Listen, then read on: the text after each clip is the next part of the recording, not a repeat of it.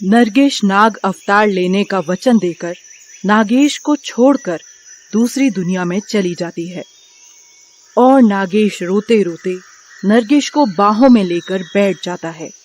धीरे धीरे नरगिस का शरीर नाग शरीर में अवतरित होने लगता है और फिर से काली नागिन बनकर नागेश के हाथों में रह जाता है।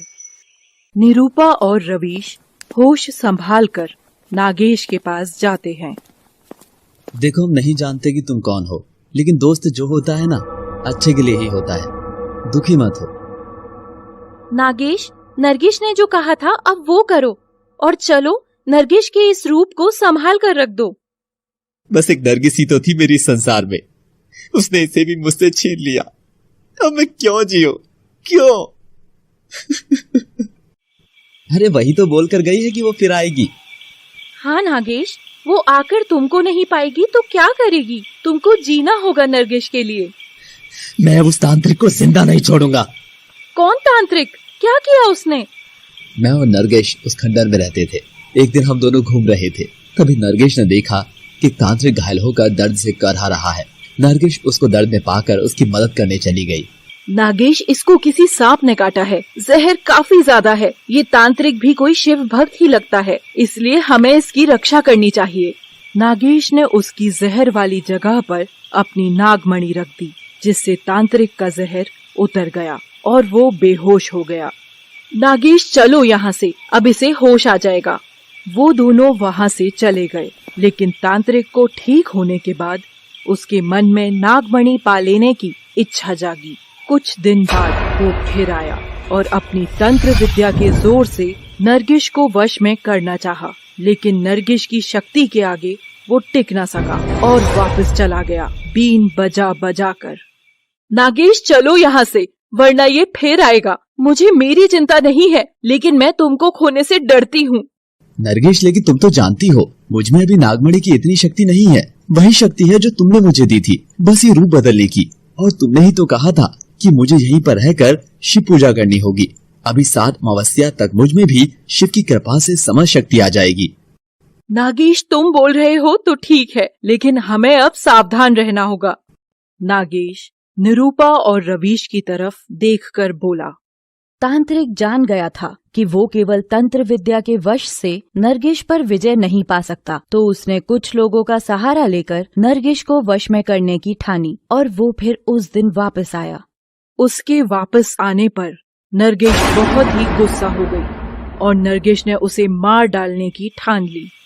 और फिर एक बार नरगिस और उसका आमना सामना हुआ। अरे तू साधु नहीं, पाखंडी है। तुझे जो शक्ति मिली है तू उसका गलत उपयोग कर रहा है। मैं तुझसे तेरी सांसें और शक्ति दोनों छीन लूंगी।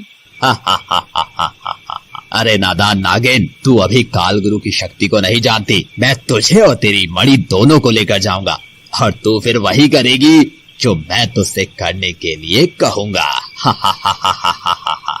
नरगिस क्रोध में भरकर एक भीषण नाग में अवतरित हो जाती है और एक विषैली फुंकार कालगुरु की तरफ छोड़ती है, लेकिन कालगुरु अपनी तंत्र शक्ति से गायब हो जाता है। तू मुझे कुछ नहीं कर सकती। तू एक तुच्छ सी नागिन है, अभी बच्ची है तू मेरे सामने। और एक शक्ति का गोला नरगिस की तरफ फेंकता है, जिसके वार से नरगिस घायल होकर फिर एक लड़की के रूप में जमीन पर गिर जाती है। नागेश ये देख नहीं पाता और नरगिस को बचाने कालगुरु के सामने आ जाता है। कालगुरु, तुझे नरगिस को छूने से पहले मुझसे लड़ना होगा। अच्छा हुआ तू आ गया, तूने मेरा काम और भी आसान कर दिया बच्चे। और पानी पढ़कर नागेश के ऊपर फेंकता है। नागेश उसके इस वार से शक्तिहीन हो जाता है। कालगुरु, तेरी लड़ाई मुझसे है, नागेश से नहीं। रुक जा।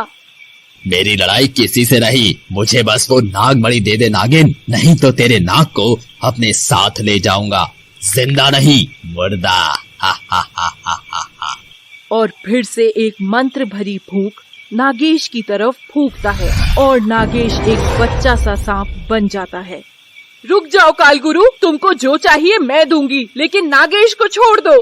तेरा नाग तो शक्तिहीन हो गया है। अब ये नाग रूप से मनुष्य रूप कुछ ही समय तक ले पाएगा। अगर ज्यादा देर रुका उसी मनुष्य रूप पे तो ये जिंदा नहीं बचेगा।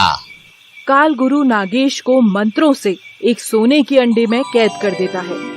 नरगिश उसे अंडे से बाहर निकालने के लिए वापस नागिन रूप बनाकर अंडे पर फुंकार मारती है, लेकिन काल गुरु के मंत्रों की शक्ति ज्यादा होने के कारण ऐसा नहीं कर पाती।